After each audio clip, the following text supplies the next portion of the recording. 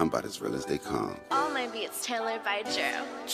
House Digital. Maserati Rick in Detroit, convertible bird in Miami. Graduated summa cum laude, strip club made a tsunami. Carlton Hines with the ball game, Grateful Edmonds with the snowflakes, Craig Pettis in the M-Town, Sal Magluta with the boat game, Falcone with the cocaine, like Freeway Ricky with the plug game, like Monster Cody in South Central, Larry Davis from close range.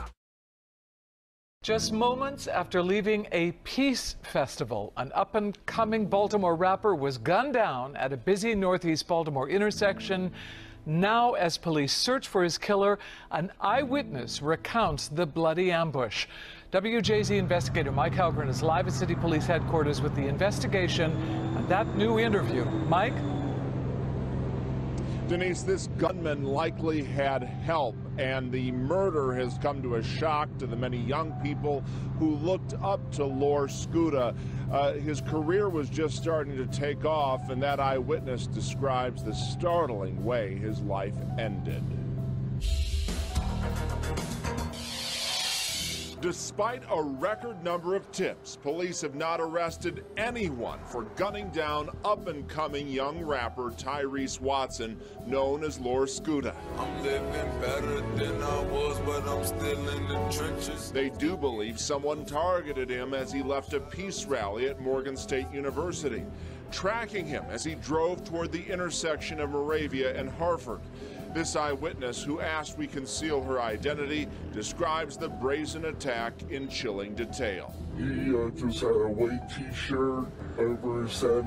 He was backing up, walking backwards, and he fired 7 shots. And he jumped into a green vehicle. And the next thing you know, I'm ducking and running.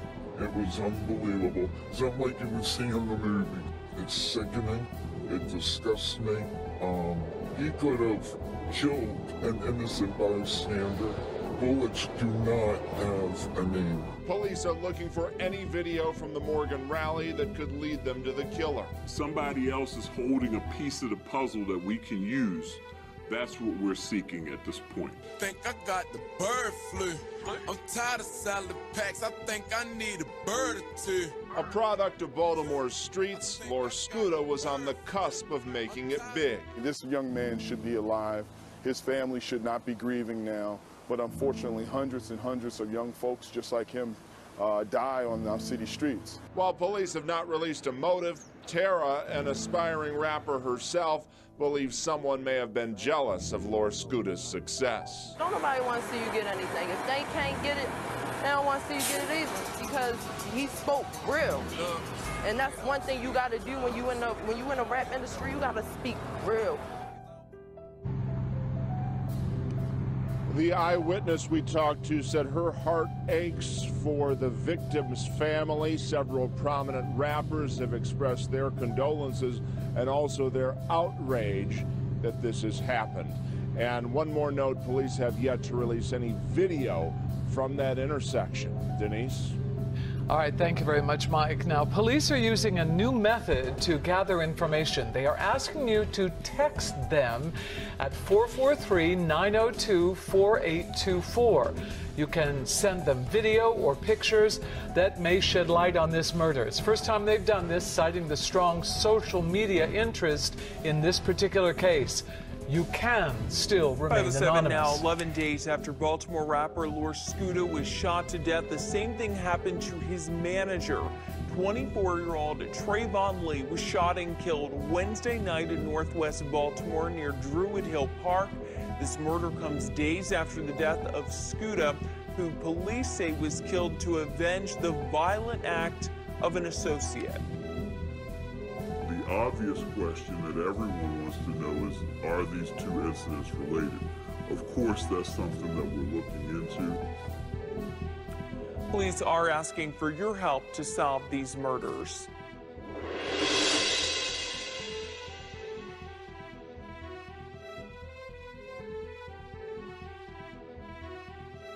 Thank you, Jessica. A bold, vindictive killing at a busy Baltimore intersection. Someone gunned down a person of interest in the high-profile murder of Baltimore rapper Lil Skuda.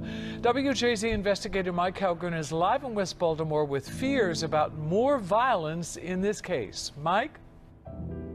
We're talking about an eye for an eye, Denise. Whoever shot Cortez Mitchell believed they were doing it in the name of rapper Little Scooter, and the cycle of violence may not be over. Let it out. It's the life of a young baller.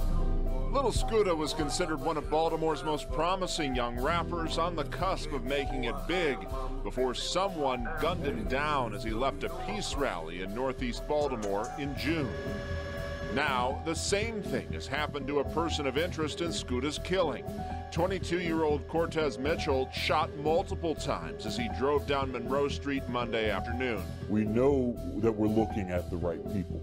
It's sad that the streets got to him before we could. Police say Mitchell was one of 4 persons of interest in Scooter's murder. 2 remain on the street. 1 is currently in jail. This is part of that revolving door violence where the retaliatory violence is taking its toll on some of these young people that have to really recognize the danger that they're putting themselves in. We know why Mitchell was killed here, but police have not said why they considered him a person of interest in Little Scooter's murder. Mitchell's relatives declined comment to WJZ.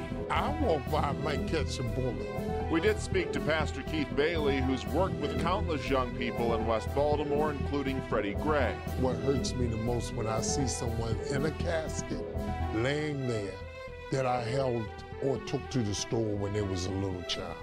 I worry every day about our young people. There are numerous bullet holes in the car Mitchell was driving, captured from Sky Chopper 13. WJZ found Mitchell had a lengthy criminal record that included gun and drug charges. Police have not said whether they have any persons of interest in his killing. And police say most of the murders they see in the city are related to other violence. Live in West Baltimore, Mike Helgren, WJZ Eyewitness News. All right, thank you, Mike. Now, police say you can remain anonymous if you have any tips that could assist in these investigations. Baltimore City police have the murder weapon and a person of interest in the shooting of the death of local rapper Lord Scooter. The 23-year-old was gunned down at the end of June after leaving a peace rally. In Focus reporter Catherine Hawley with the latest tonight. I recorded that in 3 days after 23-year-old Tyrese Watson was shot and killed at point-blank range, Baltimore City police arrested this man. His name is Avery Walton, and investigators say he's considered a person of interest in the local rapper's murder. At this point, we have not linked him directly to the murder, but obviously having the murder weapon is a big deal. When officers picked Walton up, he also had a gun on him. That firearm was the same one used to gun down Lil Scooter. There was a ballistics match, and that took some time to develop. Walton is still behind bars. He's facing multiple gun and drug charges. And while he is being called a person of interest in the murder, officers are still searching for the killers. We want the persons responsible for pulling the trigger and driving the getaway car that killed Lil Scooter back in June. Tips have been pouring into investigators, and they still want anyone with information about Lil Scooter's death to give them a call. 11 days after Lil Scooter was murdered, his manager Trayvon Lee was killed. Baltimore police are still investigating whether the murders are connected in any way, but they tell us the gun used in Lil Scooter's death is not the same one used to shoot Lee. Yo, we back. It's your boy Popular. Mob ties. We on our way to Murderland with it. Baltimore. Did I say that right? I always got to check with y'all. Y'all know we live around this bitch. What's the word? Now, today, we are going to be covering a tale or a saga of some sinister shit, and it's going to involve one of the most popular or the more polarizing Baltimore artists that would end up dying in 2016, and we talking about none other than Lord Scooter. Or Lil Scooter. Shout out to whoever pointed that out. I always was fucked up by that lore. I'm like, what the fuck they mean by that lore? Okay, I got it now. Check. Salute the mob. But now we are not really going to be talking about Lord Scooter today. We are going to be talking about the situation surrounding his death, the aftermath of his death. Now, this story is going to culminate in 2016. But like every other story we talked about, we're sure that the seeds or the roots was planted before this. But on June 25th, 2016, we're just going to run through the day. Now, earlier in that day, Fred Catchings, who would be best friends or lifelong friends with Lord Scooter, I see media outlets mention where he was even mentioned in Lord Scooter's music, would go on to shoot a guy by the name of Devontae Robinson earlier in the day. Now, as a result of that shooting, associates or friends or Dante Robinson, now they said they alleged Dante Robinson, I want to say, was shot in the back and the buttocks. So according to media outlets, friends, associates, or Dante Robinson, maybe himself, was not able to get a hold or get a hand on Fred. So what authorities think happened was Lord Scooter was popping. He was actually coming from a peace rally at Morgan State, which is located in Maryland, and he was shot at a popular intersection where he was killed. 11 days after Lord Scooter's murder, now, it's a frenzy. The news put out a green van that they was looking for in reference to the Lord Scooter hit. But lo and behold, 11 days after he was killed, his manager was also killed. Now, that's when authorities would start to probably try to connect the dots. And we seen the footage earlier, and a lot of people don't know that Lord Scooter's manager was actually Dream Chaser Chino's brother. So it was a lot of aftermath with that. Now, going down the line, Cortez Mitchell, who was going to be a person of interest in the Lord Scooter murder, would end up being murdered as well at an intersection. Not to mention Devontae Robinson, remember him? The person that initially started the downward spiral of the retaliation. He was also shot at a traffic light. He just so happened to make it. Now, on to Fred's brother Cedric. Now, Cedric, and this is just a wild case. So, in 2007, in May of 2007, Frederick was acquitted for shooting a former BGF commander by the name of Ronnie Johnson, who was 34. And according to the Baltimore Sun and the Capital Gazette, he had to come out of witness protection in order to testify. They're going to say that Cedric Catchings fired 7 shots into his leg, breaking his femur. Cedric will end up being acquitted from that, but leaving the courthouse after that acquittal, he would wind up being shot right after leaving the courthouse. Not only would he be shot, he would end up being charged with a 2016 cold case murder, which would end up netting him a life sentence. And his brother Fred, who they gonna say shot 4 people in a span of 2 weeks, and that is going to include Devontae Robinson, would end up receiving upwards of 30 years in prison for his deeds.